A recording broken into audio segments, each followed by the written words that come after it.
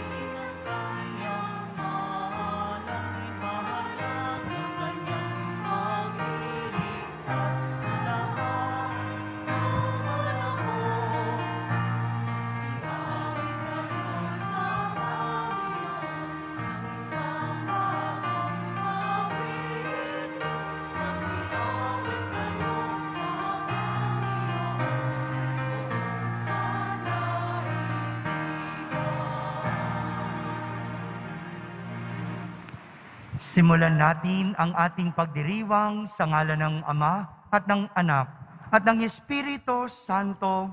Amen. Ang pagpapala ng ating Panginoong Hesukristo, ang pag-ibig ng Diyos Ama at ang pakikipagkaisa ng Espiritu Santo naway sumainyong lahat. At sumayo rin. Minamahal kong mga kapatid, pinaalalahanan tayo ngayon ni Jesus. Nahangal ang taong nag-iisip lamang ng pagkamit ng limpak-limpak na kayamanan. Sa mga pagkakataong nasusupil na ang ating mga puso ng pagnanasa sa mga material na pag-aari at nawawala na tayo ng pagpapahalaga sa mga mabubuting bagay. Hilingin natin sa Diyos na panumbalikin niya ang kadalisayan ng ating puso upang magpatuloy tayong tumanggap sa Kanya. Ipinagdiriwang din natin ngayong linggong ito, ang linggo ng Misyong Pilipino. Makiisa nawa tayo sa pagpapakilala at pagbabahagi ng salita ng Diyos upang madama ng lahat ang pagmamahal ng Diyos. Upang tayo'y maging marapat gumanap sa banal na pagdiriwang, aminin muna natin at pagsisihan ang ating mga kasalanan. Inaamin ko sa makapangyarihang Diyos At sa inyo mga kapatid, na lubha ako nagkasala sa isip, sa salita at sa gawa, at sa aking pagkukulang, kaya isinasamo ko sa mahal na Birheng Maria, sa lahat ng mga anghel at mga banal, at sa inyo mga kapatid, na ako'y ipanalangin sa Panginoong ating Diyos. Kaawan tayo na makapangyarihang Diyos, patawarin tayo sa ating mga kasalanan at patnubayan tayo sa buhay na walang hanggan. Amen. Panginoon, kaawaan mo kami. Panginoon, kaawaan mo kami. Kristo, kaawaan mo kami. Kristo, kaawaan mo kami. Panginoon, kaawaan mo kami. Panginoon, kaawaan mo kami.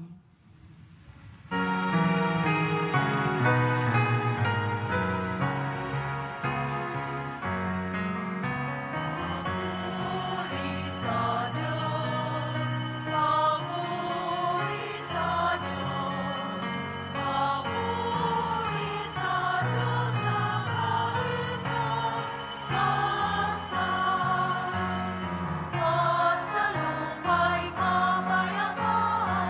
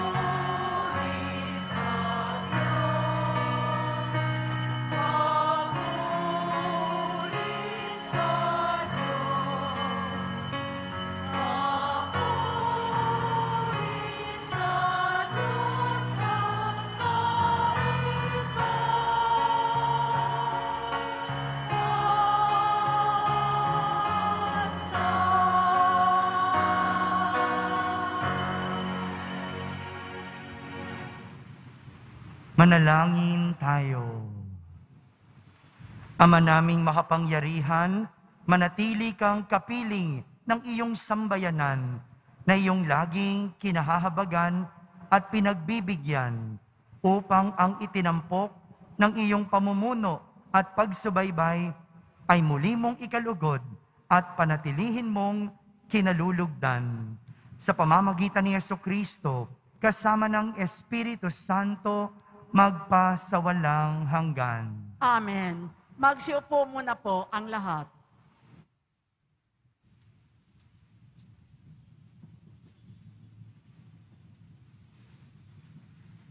Pagbasa mula sa aklat ng mga ngaral. Walang kabuluhan, walang halaga ang lahat ng bagay, sinabi ng mga ngaral. Lahat ng ginawa ng tao'y pinamuhununan niya ng karunungan, kaalaman at kakayahan. Ngunit pagdating ng araw ay maiiwan lamang sa susunod sa kanya. Ito may walang kabuluhan. Anuman ang gawin ng tao ay nagdudulot ng kabiguan at sakit ng kalooban. Anumang gawin ng tao'y nagdudulot sa kanya ng balisa at hinanakit. Ang may mga gabi pang hindi siya makatulog sa pag-iisip. Ito man ay walang kahulugan. Ang salita ng Diyos. Salamat sa Diyos. Poon aming kang tahanan, noon, ngayon at kailanman. Poon amin kang tahanan, noon, ngayon at kailanman. Yaang taong nilikha mo'y bumabalik sa alabok. Sa lupa ay nagbabalik kapag iyong iniutos. Ang 1,000 mga taon ay parabang isang araw. Sa mata mo, Panginoon, isang kisap mata lamang, isang saglit sa magdamag na ito ay dumaraan. Poon, amin kang tahanan, noon, ngayon at kailanman. Mga tao'y pumapanaw na para mong winawalis. Parang damo sa umagang, tumubo sa panaginip. Parang damong tumutubo na may taglay na bulaklak. Kung gumabi nalalantat, bulaklak ay nalalagas.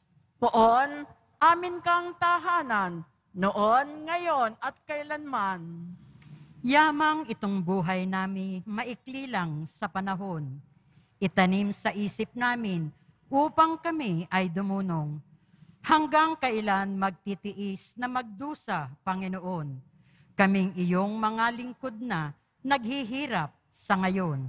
Poon, amin kang tahanan, noon, ngayon at kailanman. Kung umagay ipadama, yaong wagas mong pag-ibig, at sa buong buhay namin may galak ang aming awit. Panginoon naming Diyos, kami sana'y pagpalain, magtagumpay sana kami sa anumang gawain. Poon, amin kang tahanan, noon, ngayon at kailanman.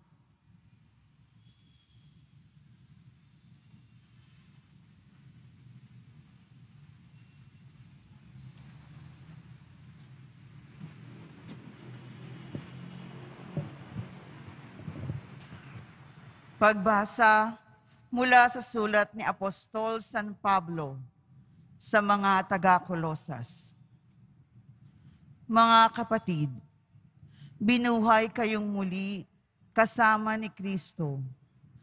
Kaya't ang pagsumikatan ninyo ang mga bagay na nasa langit na kinaroroonan ni Kristo na nakaupo sa kanan ng Diyos. Isaisip ninyo ang mga bagay na panlangit, hindi ang mga bagay na panlupa. Sapagkat namatay na kayo, at ang tunay na buhay ninyo'y natatago sa Diyos. Kasama ni Kristo, si Kristo ang tunay na buhay ninyo, at pag siya'y nahayag, mahahayag din kayo kasama niya, at makakahati sa kanyang karangalan.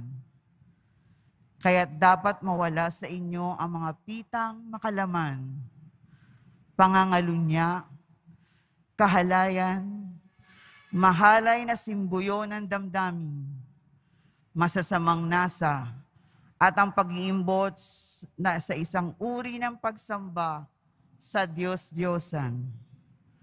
Huwag kayong magsisinungaling sa isa't isa.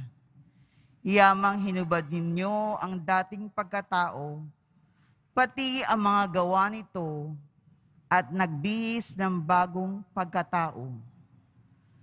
Patuloy itong nababago ayon sa larawan ng Diyos na lumikha sa inyo, upang maging ganap ang iyong kaalaman tungkol sa Kanya. Kaya't wala nang pagkakaiba ang Griego at ang Hudyo, ang tuli at ang di-tuli, ang dayuhan at ang mabangis na tao, ang alipin at ang malaya. Kay Kristo, walang pagkakaiba ang lahat, at siya'y sumasalahat. Ang salita ng Diyos. Salamat sa Diyos. Magsitayo na po ang lahat.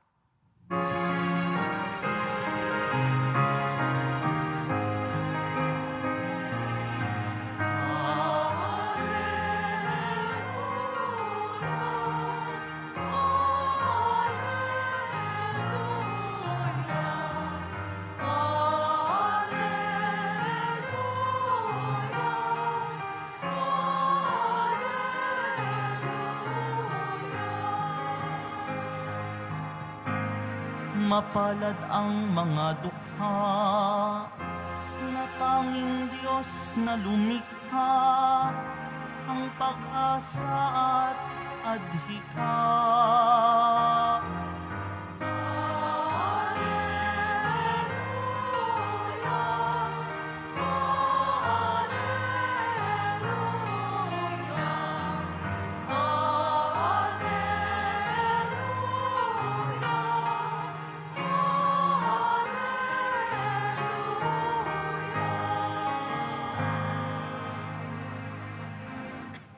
Sumainyo ang Panginoon. At sumayo rin. Ang mabuting balita ng Panginoon ayon kay San Lucas. Papuri sa iyo, Panginoon.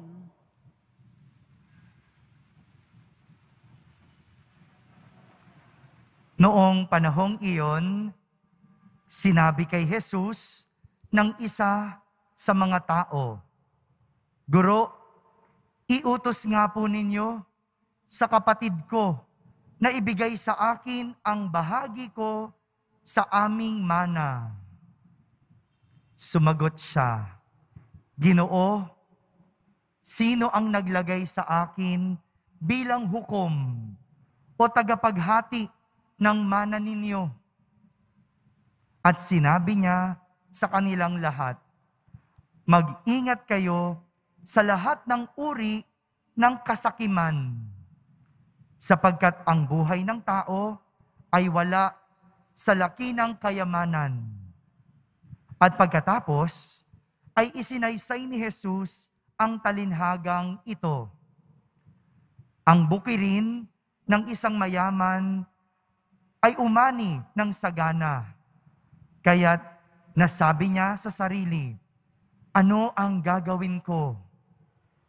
Wala na akong paglagyan ng aking ani. Gigibain ko ang aking mga kamalig at magtatayo ako ng lalong mas malaki. Doon ko ilalagay ang aking ani at ari-arian. At sasabihin ko sa aking sarili, ayan, marami na akong ari-arian. Hindi na ako kukulangin habang buhay. Kaya't mamamahinga na lang ako, kakain, iinom, at magsasaya." Ngunit sinabi sa kanya ng Diyos, "Hangal, sa gabing ito'y babawian ka ng buhay. Kanino mapupunta ang mga bagay na inihahanda mo?" Ganyan ang sasapitin ng nagtitipon ng kayamanan para sa sarili, ngunit dukha naman sa paningin ng Diyos. Mga kapatid, ang mabuting balita ng Panginoon. Pinupuri ka namin, Panginoong Heso Kristo. Magsiupo na po ang lahat. Isang magandang araw po sa inyong lahat. Pakibati mong katabi mo ng magandang araw. Simulan natin ang ating pagninilay sa isang kwento. At ang aking kwento ay tungkol sa isang mayamang lalaki na namumuhay at nakatira sa isang palasyo. Pero sa kabila ng kanyang kayamanan, hindi pa din matapos ang kanyang kagustuhang yumaman. Meron bang ganun dito? Mayaman na, gusto pang yumaman? Siguro naman, tingin ko, likas talaga sa tao ito. Yung kahit mayroon, gusto pa ulit. Itong mayamang ito, ginagawa niya ang lahat para lang madagdagan ang kanyang kayamanan. Isang araw, mayroon siyang nakilala na isang matandang lalaki. Inimbitahan niya ito sa kanyang palasyo at pinagsilbihan. Tinanggap sa kanyang palasyo, pinakain at pinagpahinga. Sa tuwa ng matandang lalaki, dahil siya'y tinanggap at pinagsilbihan, binigyan niya ang mayamang lalaki ng 4 na lampara. Ano nga po yung binigay sa mayamang lalaki? Ayun, very good. Gising pa sila. 4 na lampara. At ang sabi ng matandang lalaki, kaibigan, sa tuwing ikaw ay magigipit at mangangailangan, sindihan mo ang unang lampara at maglakad ka mula sa iyong bahay patungo sa hilaga. Maglakad ka mula sa iyong palasyo patungo sa hilaga. Kapag namatay na ang sindi ng lampara, humukay ka sa lupa na iyong kinatatayuan. At doon, matatagpuan mo ang kayamanan. Pero tandaan, gagawin mo lang ito sa oras ng iyong kagipitan at pangangailangan. At ganun din ang gagawin mo sa 2 at 3 lampara. Sisindihan mo at lumakad ka pakanluran. Yung isa, patimog. Pero yung 4 na lampara, huwag mong sisindihan at huwag mong pakikialaman. Umalis ang matandang lalaki. Hindi pa nakakalayo ang matandang lalaki, ang mayamang lalaki, sinindihan na ang unang lampara. Pagkasindi, siya'y naglakad patungo sa hilaga hanggang sa mamatay ang sindi ng lampara. At sa lupang kanyang kinatatayuan, siya'y naghukay. At doon, nakita niya ang isang supot ng ginto. Wow! Kaya dali-daling umuwi sa kanyang palasyo. At dahil gusto pa niyang madagdagan ang kanyang kayamanan, sinindihan niya ang 2 lampara. Ganun nga ang nangyari. Nang mamatay ang sindi ng lampara sa lupang kinatatayuan, nakakita siya ng isang kahong ginto. Kanina, isang supot. Ngayon naman, isang kahong ginto. Kaya bumalik siya sa kanyang palasyo at sinindihan ang ikatlong lampara. Naglakad, nang mamatay ang sindi, naghukay. At doon, nakahukay ng isang baul na ginto. Nung una, isang supot. Nung pangalawa, isang kahon. Nung pangatlo, isang baul na ginto. Dahil gusto pa niyang yumaman, umuwi at kinuha ang ikaapat na lampara kahit ito ay bawal. Siya'y naglakad patungong silangan, namatay ang sindi at naghukay. Sa kanyang paghuhukay, bigla siyang nahulog. Anong nangyari sa mayamang lalaki? Hello? Natulog? Hindi, yung katabi mo yung tulog. Nahulog ang mayamang lalaki. Mga kapatid, ito po ang nangyayari sa taong sakim. Sabihin nyo nga, sakim.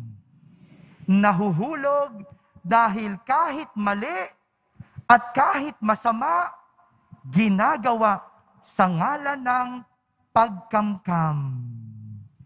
Ito po ang ipinapakita sa atin ng ating mga pagbasa sa araw na ito. At mayroong 3 senyales ng pagiging sakim. 3 lang po, bago ka matulog. 3 lang, mabilis lang ito. Unang senyales ng pagiging sakim, material ang mahalaga. Sa kabila ng kasaganaan na narinig natin doon sa mayamang lalaki sa Ebanghelyo, imbes na isipin kung paano magbahagi, ang nakita ng mayamang hangal ay kung paano itabi ang lahat ng kanyang ani.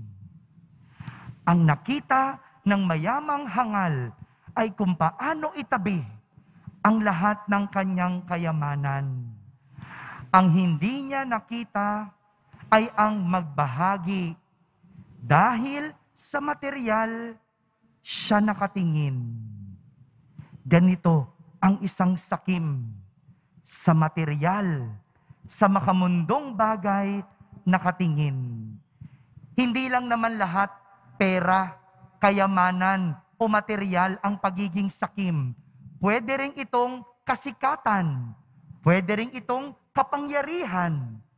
Tingnan nyo, ang dami dyan, nagkaroon na ng kapangyarihan, nung matapos, ayaw pa ring tantanan.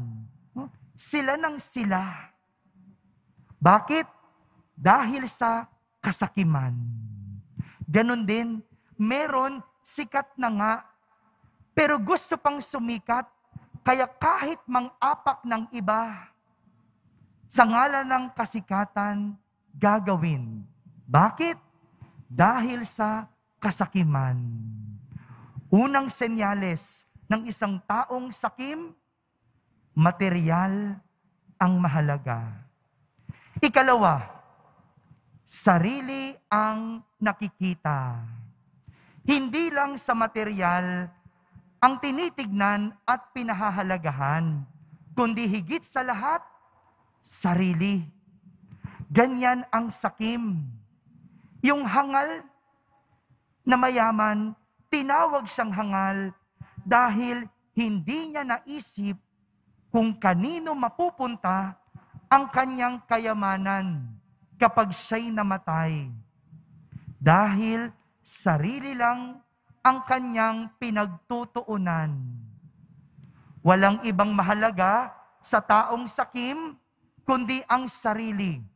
Kaya kahit sagana, sarili pa rin at sarili lang ang nakikita. Pangatlong senyales ng pagiging sakim, madamot sa iba. Ang mayamang hangal, itinabilang lahat ng kanyang ani. Gumawa pa siya ng malalaking kamalig para itabi ang kanyang ani. Lahat ito ay dahil wala siyang balak mamahagi. Ang taong sakim ay madamot sa iba. Mga kapatid, ipinapakita ng ating ebanghelyo na ang lahat ng bagay na ating kinasasakiman at kinakamkam sa huli ng ating buhay ay maiiwan. Gaano man ito karami, pag namatay tayo, hindi natin ito mabibitbit. Tandaan, gaano mang karami ang ating kayamanan sa huli ng ating buhay, hindi natin ito mabibitbit. Father, masama ba ang maging mayaman? Masama ba ang maghangad? Hindi po. Pero ang sinasabi sa atin ng ating unang pagbasa, anumang iyong pinagkakaabalahan, kung hindi ito magdadala sa iyo sa kabutihan, wala itong kabuluhan. Gusto mo ngang tumulong sa bayan. Ika'y tumakbo, pero bunga naman ito ng iyong kasakiman. Wala rin ang iyong magandang hangarin. Gusto mo lang naman yumaman, kaya ka trabaho ng trabaho. Pero yumaman ka nga, nakalimutan mo naman ang pamilya mo. Wala rin ang lahat ng iyong pinaghihirapan. Kaya nga, sinasabi sa atin ni San Pablo sa ating ikalawang pagbasa, kung may mga bagay na ating kakamkamin, ito ay walang iba, kundi ang mga gawang mabubuti. Kung meron tayong kakamkamin, ito ay walang iba, kundi ang mga gawang mabubuti. Dahil ito ang magdadala sa atin sa langit. Mga kapatid, tandaan, lahat ng bagay o kayamanan sa mundo ay maiiwan, kaya walang dahilan para umiral ang kasakiman. Sa halip, gumawa ng kabutihan gamit ang kayamanan para tayo ay madala sa kalangitan. Amen? Amen. Magsitayo po tayong lahat at sabay-sabay nating ipahayag ang ating pananampalataya. Sumasampalataya ako Sa Diyos amang makapangyarihan sa lahat, na may gawa ng langit at lupa, sumasampalataya ako kay Hesukristo, iisang anak ng Diyos, Panginoon nating lahat. Nagkatawan tao siya, lalang ng Espiritu Santo, ipinanganak ni Santa Mariang Birhen, pinagpakasakit ni Poncio Pilato, ipinako sa krus, namatay, inilibing, nanaog sa kinaroroonan ng mga yumao, nang may ikatlong araw na buhay na maguli, umakyat sa langit, naluluklok sa kanan ng Diyos amang makapangyarihan sa lahat. Doon magmumulang paririto at huhukom sa nangabubuhay at nangamatay na tao. Sumasampalataya naman ako sa Diyos Espiritu Santo, sa banal na simbahang katolika, sa kasamahan ng mga banal, sa kapatawaran ng mga kasalanan, sa pagkabuhay na muli ng nangamatay na tao, at sa buhay na walang hanggan. Amen. Tanging ikaw lamang, O Diyos, ang makapupuno sa aming kakulangan at pagnanais sa buhay. Kami dumadalangin sa iyo upang mapuspos mo kami ng iyong walang hanggang biyaya at pagmamahal. Buong kababaan, kaming dumadalangin at aming sasambitin. Diyos Ama, dinggin mo ang iyong simbahan. Diyos Ama, dinggin mo ang iyong simbahan. Ama, patuloy ka nawang magpadala ng mga mabubuting manggagawa para sa iyong simbahan na siyang nangangalaga sa iyong mga tupa laban sa kasamaan kasakiman at iba pang makamundong asal, manalangin tayo. Diyos Ama, dinggin mo ang iyong simbahan. Ama, pukawin mo ang mga puso ng bawat namumuno ng mga bansa upang maiangat ang buhay ng bawat nangangailangan, lalong-lalo na ang mga walang kakayahan at oportunidad na umahon mula sa kanilang kahirapan. Manalangin tayo. Diyos Ama, dinggin mo ang iyong simbahan. Ama, palakasin mo nawa ang loob ng bawat kabataang nagnanais na maglingkod bilang pari, madre, relihiyoso't relihiyosa, katikista at mga laikong leader ng simbahan. Manalangin tayo. Diyos Ama, dinggin mo ang iyong simbahan. Ama, mapagtanto nawa ng mga sakim at ganid sa luho ng mundo ng tunay na kayamanang hindi mananakaw, maglalaho at mapapawi ay matamasa lamang sa iyong kaharian. Manalangin tayo. Diyos Ama, dinggin mo ang iyong simbahan. Ama, salubungin mong may galak ang mga kapatid naming pumanaw, lalong-lalo na yung mga taus-pusong naglingkod at tumulong sa kanilang kapwa sa abot ng kanilang kakayahan. Manalangin tayo. Diyos Ama, dinggin mo ang iyong simbahan. Walang puwang ang kasakiman sapagkat meron tayong Diyos na mahihingan. Sa katahimikan, ating ilapit sa Kanya ang ating mga pansariling kahilingan.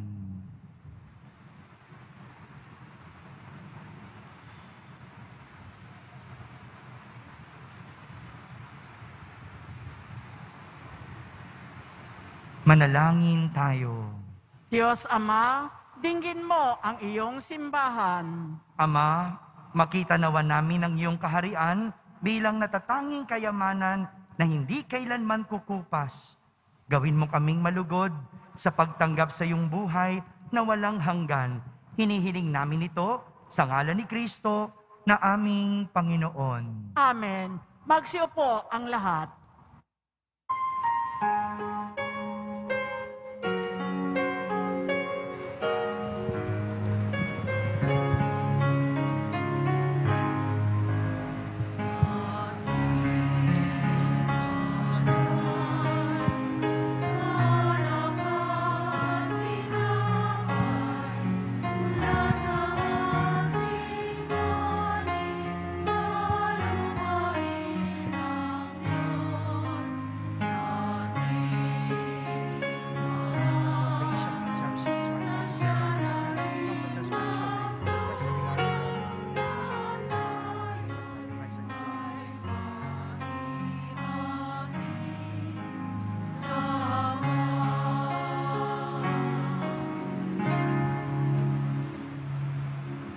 Magsitayo na po ang lahat. Manalangin kayo mga kapatid upang ang paghahain natin ay kalugdan ng Diyos amang makapangyarihan. Tanggapin nawa ng Panginoon itong paghahain sa iyong mga kamay sa kapurihan niya at karangalan sa ating kapakinabangan at sa buong sambayanan niyang banal. Ama naming lumikha, para mo ng awa, gawin mong banal ang mga alay naming iyo sanang kalugdan, at kami gawin mong haing sa iyo'y laging nakalaan. Sa pamamagitan ni Jesucristo, kasama ng Espiritu Santo, magpasawalang hanggan. Amen. Sumainyo ang Panginoon. At sumayo rin, Itaas sa Diyos ang inyong puso at diwa. itinaas na namin sa Panginoon. Pasalamatan natin ang Panginoong ating Diyos. Marapat na siya ay pasalamatan. Ama naming makapangyarihan, tunay ngang marapat na ikaw ay aming pasalamatan sa pamamagitan ni Jesucristo na aming Panginoon. Lubhang nabagbag ang kanyang loob sa pagkakamali ng tao sa sansinukob. Kaya minabuti niyang siya ay ipanganak ng birheng bukod mong pinagpala sa babaeng lahat. Sa labi ng imbing kamatayan, kami ay inagaw ng namatay mong anak. Sa pagkabuhay niya, kami ay kanyang binuhay upang kaugnayan namin sa iyo ay wag magwakas. Kaya kaysa ng mga anghel na nagsisiawit ng papuri sa iyo nang walang humpay sa kalangitan, kami nagbubunyi sa iyong kadakilaan.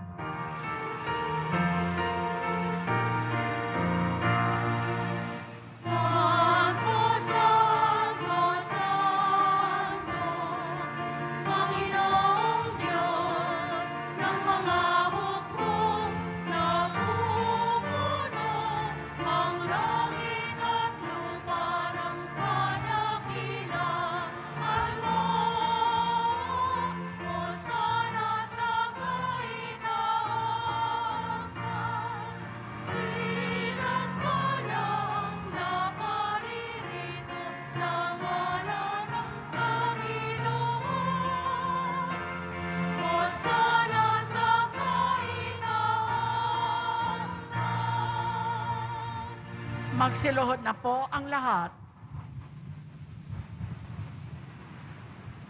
Ama naming banal, ikaw ang bukal ng tanang kabanalan. Kaya't sa pamagitan ng iyong Espiritu, ay gawin mong banal ang mga kaloob na ito upang para sa amin ay maging katawan at dugo ng aming Panginoong Hesukristo.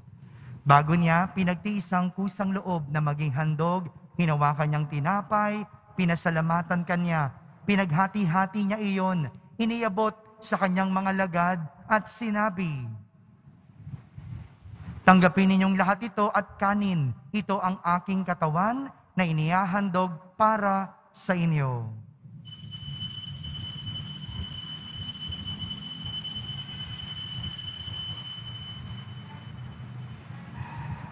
Gayon din naman, nung matapos ang hapunan, hinawakan niyang kalis, muli kanyang pinasalamatan.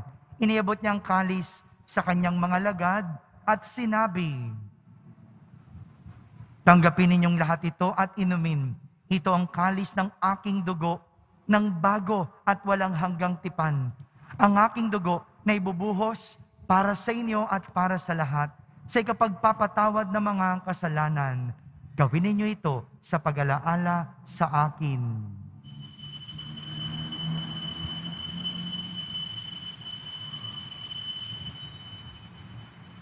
Magsitayo na po ang lahat.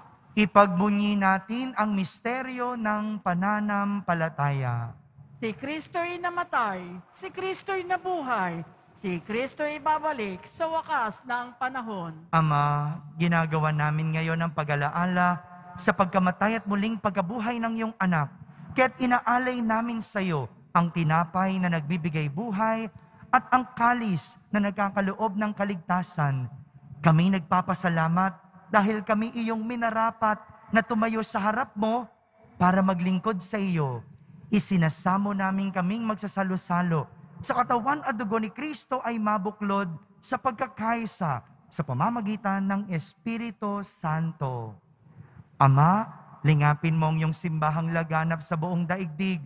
Puspusin mo kami sa pag-ibig kaysa ni Francisco na aming Papa, ni Jose na aming Obispo at ng Tanang Kaparian. Alalahanin mo rin ang mga kapatid naming nahimlay na may pag-asang sila'y muling mabubuhay. Gayon din ang lahat ng mga pumanaw. Kawan mo sila at patuloyin sa iyong kaliwanagan. Kaawan mo at pagindapating kaming lahat na makasalo sa iyong buhay na walang wakas. Kaysa na mahal na Birheng Maria na ina ng Diyos, ng kabiyak ng puso niyang si San Jose, kaysa ng mga apostol at ng lahat ng mga banal na namuhay dito sa daigdig ng kalugod-lugod sa iyo. May pagdiwang nawa namin ang pagpupuri sa kararangal mo sa pamamagitan ng iyong anak na aming Panginoong Hesukristo. Sa pamamagitan ni Kristo, kasama niya at sa Kanya, ang lahat ng parangal at papuri ay sa iyo, Diyos Amang makapangyarihan, kasama ng Espiritu Santo, magpa sa walang hanggan.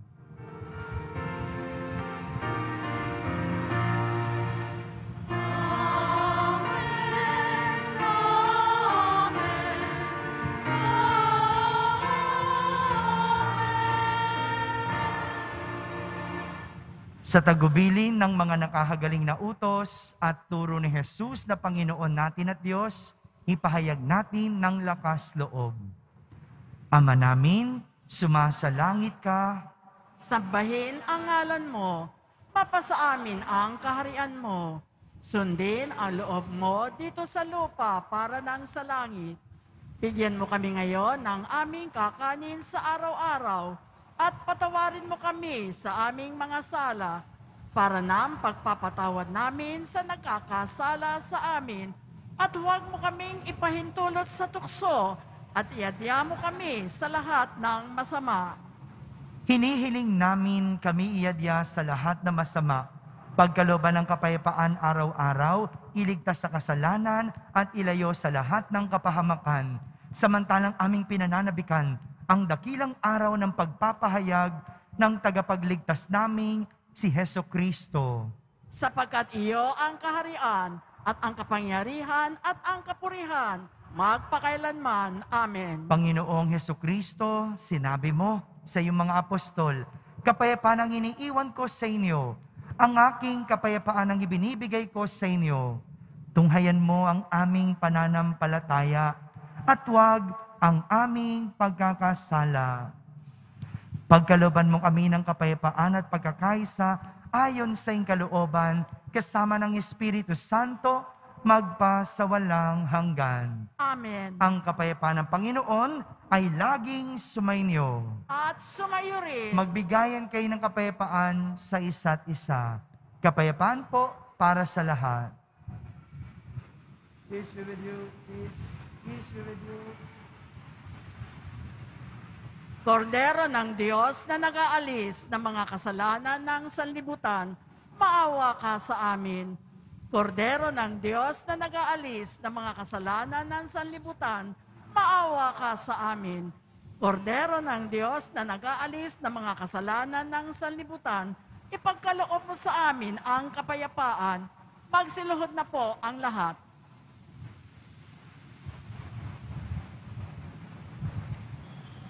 Ito ang kordero ng Diyos. Itong nag-aalis ng mga kasalanan ng sanlibutan. Mapalad ang mga inaaniyahan sa kanyang piging. Panginoon, hindi ako karapat-dapat na magpatuloy sa iyo, ngunit sa isang salita mo lamang ay gagaling na ako. Ang katawan ni Kristo, Amen.